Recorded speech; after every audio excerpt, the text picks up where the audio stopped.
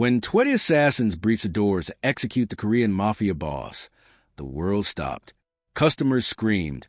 The owner dove for cover, and for a heartbeat, it looked like the end of an empire. Then Naomi Cross stepped forward.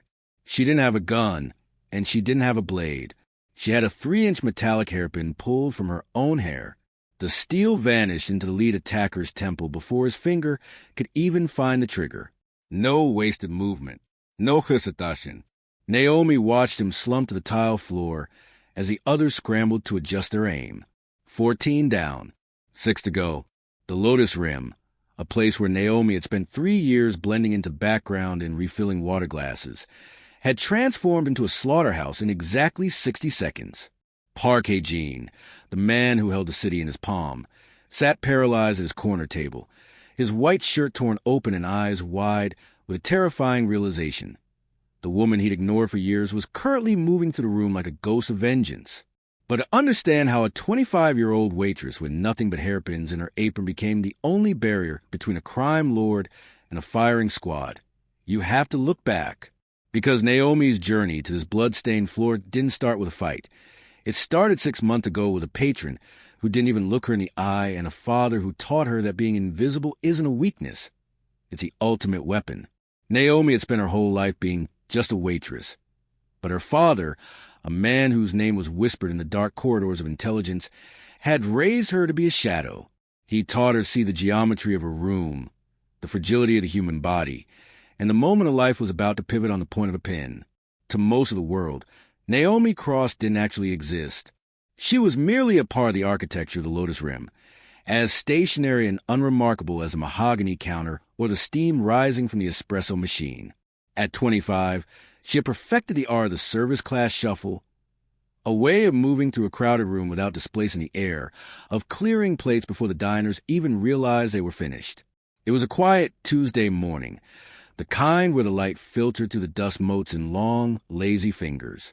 Naomi moved between tables with a tray balanced on 3 fingers, her expression a mask of pleasant, practiced neutrality. A businessman in a tailored charcoal suit snapped his fingers without looking up from his tablet, gesturing vaguely toward his empty cup. He didn't see the deep mahogany of her skin, the intelligent curve of her eyes, or the way her hands moved with rhythmic, feline grace. To him, she was a biological vending machine. "Right away, sir," she murmured. Her voice was soft, designed to be forgotten the moment the sound waves hit the ear. She retreated to the kitchen, passing Han Min-suk, who was obsessively polishing the same glass for the 3rd time. He was the only one who saw her, giving her a small, sympathetic nod that Naomi returned with a ghost of a smile. But as she turned her back to the dining room, her posture shifted. The slumped shoulders of the tired waitress vanished, replaced by a spine of tempered steel. She reached up, ostensibly to tuck a stray lock of hair back into her neat bun, but her fingers lingered on the cool, hidden weight of the metallic hairpins. Her father had taught her that invisibility was the ultimate tactical advantage. If they don't see you, they can't prepare for you, he had whispered during those grueling midnight training sessions in their cramped garage. Let them ignore you, Naomi. Let their arrogance be the blindfold they tie over their own eyes. She leaned against the prep table, watching the reflection of the dining room in the polished surface of a chrome toaster. In that distorted silver mirror, she wasn't just a waitress. She was a predator in a blue dress.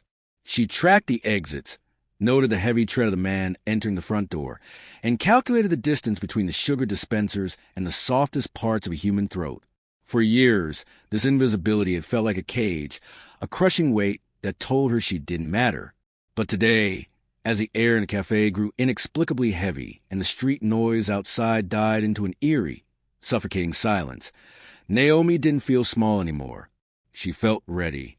She reached back, her fingers grazing the sharp, hidden points of her steel pins, waiting for the world to finally notice she was there. The bell above the door chimed, a thin, silver sound that usually signaled another hungry ghost looking for caffeine. But today the air changed. Park Hae-jin didn't just walk into the Lotus Rim. He occupied it. He was a man of sharp lines and heavy silences, his presence a dark anchor in the light-filled room. To anyone else, he was a mystery in a crisp white dress shirt, But Naomi noticed the way the fabric pulled slightly across his shoulders, the posture of a man who spent his life expecting a strike from the rear. He moved to his usual corner table, the one that offered a clear view of both the front entrance and the kitchen pass. As he sat, he reached up to loosen his collar, the movement momentarily revealing the faint, intricate ink of a dragon's tail coiling up his neck, disappearing beneath his jawline. It was a brand of power, a warning written in skin, but as Naomi approached with a glass of water, he didn't look like a king. He looked tired.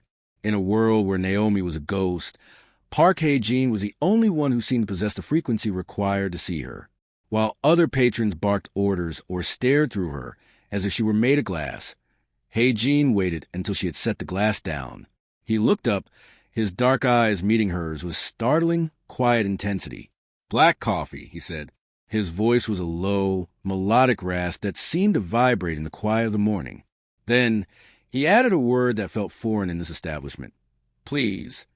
Naomi paused, the tray balanced effortlessly on her hip. That one word, that tiny unnecessary courtesy, sent a strange ripple through her. In the hierarchy of the city, he was at the top and she was at the bottom. Yet in the sanctuary of the café, he offered her the one thing no one else did: recognition. "Of course, Mr. Park," she replied. She didn't have to ask his name. She had memorized the rhythm of his life over the last few months, just as she had memorized the pressure points on a human temple. She felt his gaze linger on her for a second too long, not with the predatory hunger of the men who usually frequented the area, but with a flicker of curiosity, as if he sensed the steel beneath her blue cotton uniform. For a brief, suspended moment, the café felt smaller, the distance between the waitress and the mafia boss collapsing into a shared understanding of what it meant to live a life on guard. She turned to go, her fingers brushing the cold metal of the hairpin tucked into her bun. She didn't know that in less than 10 minutes, the white of his shirt would be stained with the blood of 20 men, or that the pleas he had just uttered would be the last soft thing she would hear before the world turned into a war zone. She only knew that for the first time in 6 months, someone had looked at her and seen a person instead of a shadow. The training hadn't taken place in a dojo or a gym, but in the grease-stained silence of a garage in South Central, the air thick with the scent of motor oil and old jasmine. Naomi's father, Elias, had been a man of few words and heavy secrets, a phantom who had spent 2 decades navigating the jagged edges of intelligence work. He didn't believe in flashy displays of power. He believed in the lethality of the mundane. "The world is your armory, Naomi," he would say, his voice like grinding stones. He would scatter a handful of household items onto a wooden workbench: a ballpoint pen, a credit card, a heavy silver ring, and a simple metallic hairpin. A man with a gun is predictable. He relies on a machine. But a person who can turn a hair accessory into a surgical tool? That is a person the world never sees coming. At 10 years old, Naomi's fingers had been clumsy, her movements hesitant. She remembered the sting of the wood against her palms as Elias made her strike a reinforced corkboard thousands of times. He didn't want her to punch. He wanted her to find the soft seams of reality. He taught her that the human body was a map of vulnerabilities: temples, carotid arteries, the clusters of nerves behind the ear, and that a 3-inch spike of steel was more than enough to redraw that map. "Focus on the pivot," he commanded, standing behind her like a towering shadow. "The power doesn't come from your bicep. It comes from the earth, through your hip, and into the point of the steel. You are not hitting him. You are simply placing the pin where it belongs." He showed her how to wear the hairpin so it could be drawn in a fraction of a second, a motion so fluid it looked like she was merely adjusting her bun. He taught her the invisible strike, the art of attacking while maintaining the facial expression of a victim. By 15, Naomi could pierce a moving target through the eye socket before it could blink. But Elias had given her more than just a weapon. He had given her a philosophy. He taught her that being a young black woman, in a world that sought to diminish her, was her greatest tactical advantage. They will look at you and see someone to serve them, someone to overlook, someone to ignore, he whispered. Let them. Arrogance is the loudest noise in the world, Naomi. It makes them deaf to the sound of you drawing your steel. Now, years later, standing in the quiet of the café, that training lived in the marrow of her bones. The hairpin wasn't an ornament. It was a silent promise. As she watched the street outside turn unnaturally still, the memory of her father's voice settled in her chest, steadying her heartbeat. The world was about to become her weapon. The shift wasn't loud. It was the absence of sound that screamed. Outside the large plate glass windows of the Lotus Rim, the usual frantic rhythm of the city, the rhythmic hiss of bus brakes, the distant shouting of street vendors, the constant hum of tires on asphalt, simply vanished. It was as if someone had placed a heavy, velvet hand over the mouth of the neighborhood. A stray dog that had been sniffing at a trash can a moment ago suddenly bolted, tail tucked, disappearing into an alley with a frantic whimper. Inside the café, the air grew thick and ionized, the way feels second before a lightning strike. Naomi felt it first in the marrow of her bones. It was a specific electricity her father had described as the shiver of the threshold, the physical manifestation of a life about to pivot. Her skin prickled, and the hair on her arms stood up. She stopped mid-stride, a half-filled carafe of coffee held steady in her hand, her eyes scanning the perimeter with a predatory sharpness that would have terrified the man who had ignored her moments before. She looked toward the corner table. Park Hae-jin had stopped eating. His fork was suspended halfway to his mouth, his dark eyes fixed on the street with a hollow, knowing stare of a man who had heard the bells of his own funeral. He knew the silence. He had likely orchestrated it for others 100 times, and now it had finally come for him. Naomi moved. She didn't run. She glided, her footsteps making no sound on the polished tile. She reached the counter where Han Min-suk was squinting through his bifocals at a receipt, oblivious to the encroaching vacuum. Naomi placed a firm, steady hand on his shoulder. The warmth of her touch was the only thing grounding him as the world turned cold. "Mr. Han," she whispered, her voice a low, vibrating core command that brooked no argument. "Get behind the steel plates of the prep station. Get down, and do not look up until I tell you." The old man looked at her, confused by the sudden intensity in the eyes of the girl he thought he knew. "Naomi, what is—" "Now," she urged, her fingers tightening just enough to signal the gravity of the moment. She didn't wait for him to comply. She knew he would. She turned her back to him, her hand reaching upward in a motion that looked like a tired waitress adjusting her hair. But as her fingers closed around the cold, familiar grip of the first metallic hairpin, the ghost in the room finally died. In her place stood the weapon her father had forged. The silence outside was about to be broken, and Naomi Cross was the only one ready to answer the noise. The vacuum of silence didn't break. It shattered. The front windows of the Lotus Rim didn't just crack. They imploded inward as 4 heavy flashbangs skittered across the tile, though the blinding light was redundant for the men who followed. They came in a black tide, 20 shadows in tactical nylon, moving with the synchronized lethality of a single organism. The lead pair didn't aim. Their suppressed submachine guns spitting rhythmic coughs of lead that chewed the pastry display into a cloud of flour and glass. Park Hae-jin didn't dive for cover. He was a man who had lived by the sword, and as the first wave reached him, he simply stood, his hands flat on the table. A massive attacker lunged, gripping the front of Hae-jin's crisp white shirt and ripping it open to find the heart, the collar buttons snapping like tiny bones. Hae-jin closed his eyes, his chin lifting slightly, a king preparing for the guillotine. He had lived a violent life, and he expected a violent end. He never felt the blade. Instead, he heard a sound like a heavy needle-piercing leather. Naomi didn't scream or shout. She moved with a terrifying, liquid speed that bypassed the laws of physics. In the first 3 seconds, she was a blur of blue cotton and dark skin. She stepped into the personal space of the man holding Hae-jin, her hand rising in a delicate arc, as if she were about to tuck a flower behind his ear. The metallic hairpin, gripped between her thumb and forefinger, disappeared into the soft junction where the man's jaw met his skull. The assassin's grip slackened instantly. He didn't even have time to gasp before Naomi used his falling weight as a pivot, spinning into the second man. Her second pin flashed in the dim light, catching the overhead glare for a fraction of a second before it found the exposed notch of the throat above a tactical vest. 5 seconds had passed. 2 men were on the floor, dying before they knew they had been hit. The remaining 18 froze for a heartbeat, their barrels swinging wildly, searching for the threat. They had been briefed on bodyguards, on armored glass, and on retaliatory fire.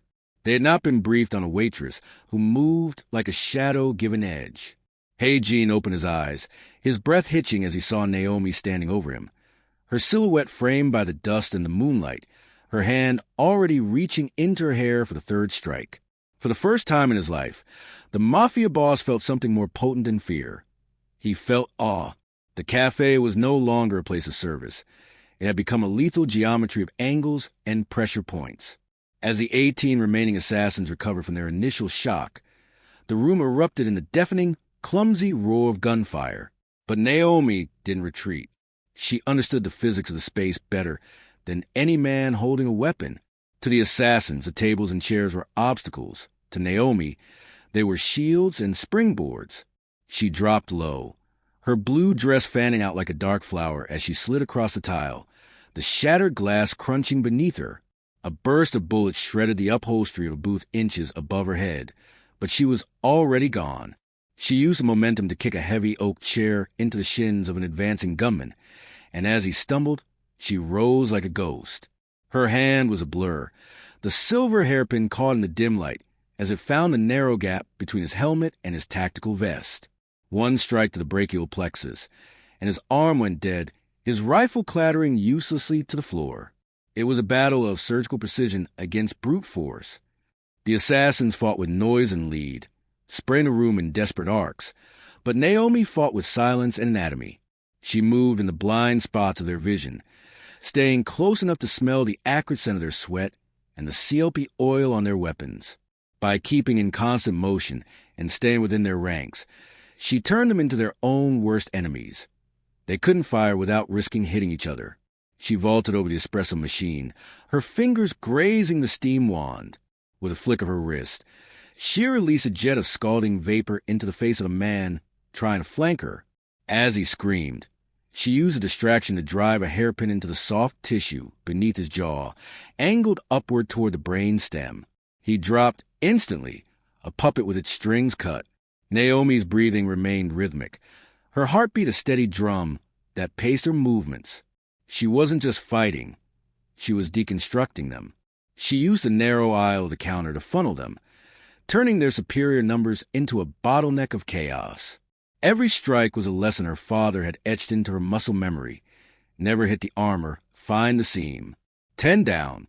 She landed softly near Park Hae-jin's table, her apron stained with dust but her composure unshaken.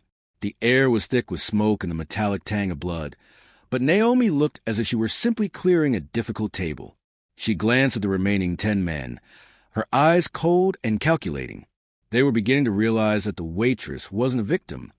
She was the apex predator in the room, and the hairpin in her hand was more terrifying than any gun they carried.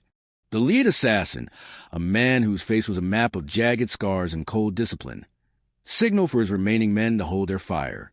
The sudden cessation of the thunderous gunfire left a ringing void in the air, filled only by the hiss of a punctured espresso pipe and the heavy, ragged breathing of terrified men.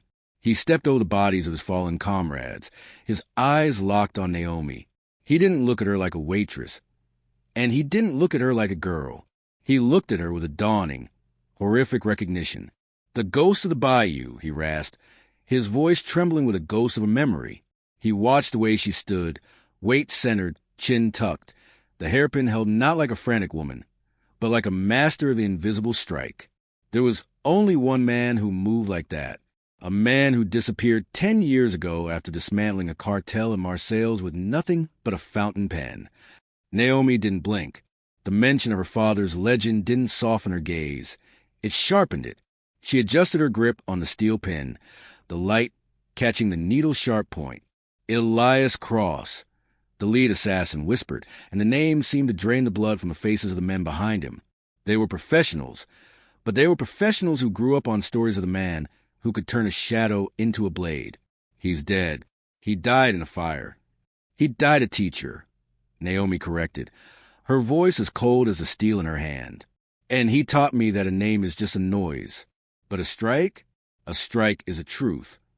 The assassin looked from the bodies on the floor to the slender woman in the blue apron. He realized then that they hadn't stumbled into a trap set by the Mafia. They had stumbled into the legacy of a man who'd been the underworld's greatest nightmare. He saw the way Naomi's eyes tracked his every micro-movement, calculating the distance to his carotid, the thickness of his tactical vest, the exact millisecond he would reach for his sidearm. Park Hae-jin, still seated behind her, watched the exchange with profound shift in his understanding. He had seen power in many forms. Armies, money, bloodlines, but had never seen a legacy weaponized quite like this. He realized he wasn't being saved by a bystander. He was being protected by royalty of a different, darker kind. The lead assassin reached for his combat knife, his knuckles white. He knew he couldn't win, but his pride wouldn't let him flee from a ghost daughter.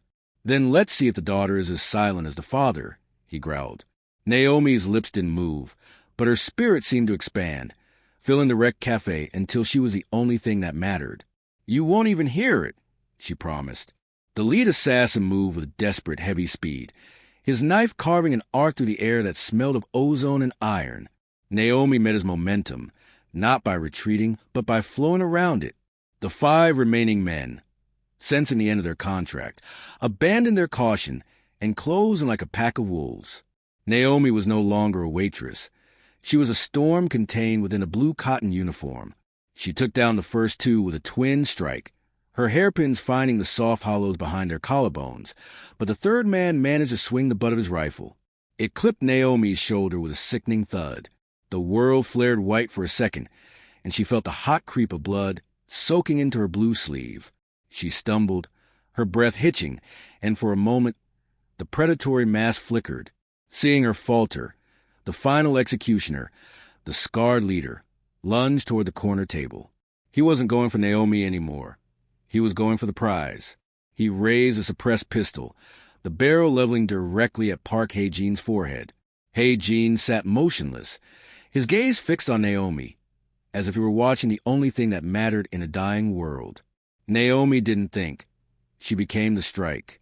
Ignoring the searing pain in her shoulder, she launched herself off the mahogany counter. In midair, she drew her final longest pin, the one her father had told her never to use unless the sun was setting on her own life. She didn't aim for the assassin's head. She aimed for mechanics of his intent. The pin whistled through the air, a silver streak that vanished into the lead's wrist, severing the median nerve.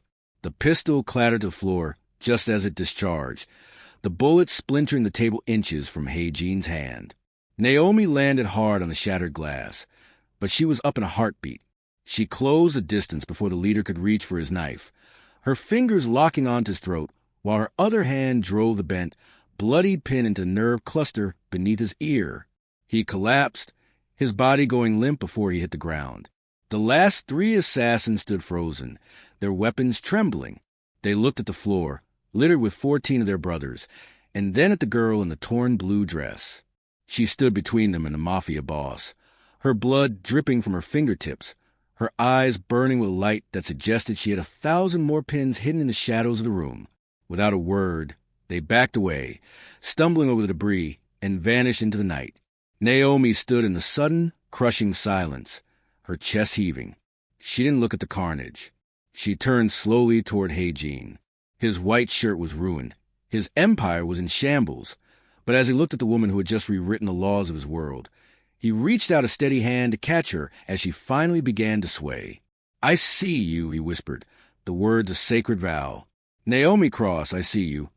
The sirens began as a low, mournful wail in the distance, cutting through the heavy silence of the wreckage.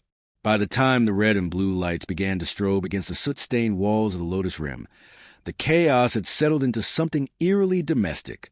When the first tactical team breached the threshold, their boots crunching on the sea of glass, they didn't find the bloodbath they expected. They found a crime scene that looked more like a gallery of surgical errors. 20 professional assassins lay in various states of unconsciousness or permanent stillness, each neutralized by a single, pinpoint entry wound that barely bled. There was no spent brass on the floor near the center of the room, no signs of a struggle, only the terrifying efficiency of a ghost. In the middle of it all stood Naomi. She had tucked her hair back into its neat, professional bun. She held a damp rag in her steady, dark hand, calmly wiping the blood of a dead man off the mahogany table where Park Hae-jin sat. The officers froze, their rifles lowering as they took an impossible sight of the slender woman in the torn blue uniform. To them, she looked like a victim in shock. They didn't see the way her weight was perfectly distributed or how her fingers rested inches from the last steel pin hidden in her apron.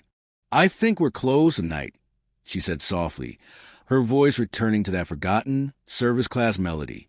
Han Min-suk emerged from behind the steel prep station, shaking and pale, but as he looked at Naomi, he didn't see a waitress. He saw a guardian who had stood where gods would have trembled. He didn't say a word. He simply took the rag from her hand, a silent gesture of release. Her shift was over. Park Hae-jin stood up, his white shirt ruined, the dragon on his neck pulsing with the rhythm of his recovering heart. He ignored the detectives and the paramedics, moving instead to stand directly in front of Naomi. The height difference was significant, but for the first time, he was the one looking up at a superior power.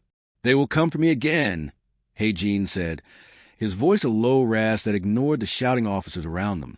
"And the world will continue to look at you and see a ghost.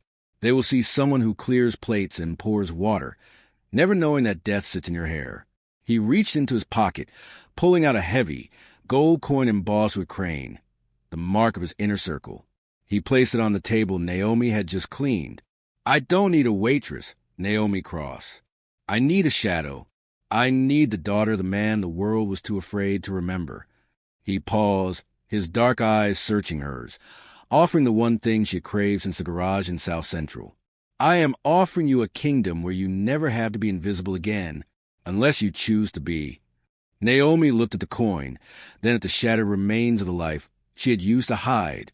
She reached out, her fingers closing over the gold. The ghost in the room was gone forever.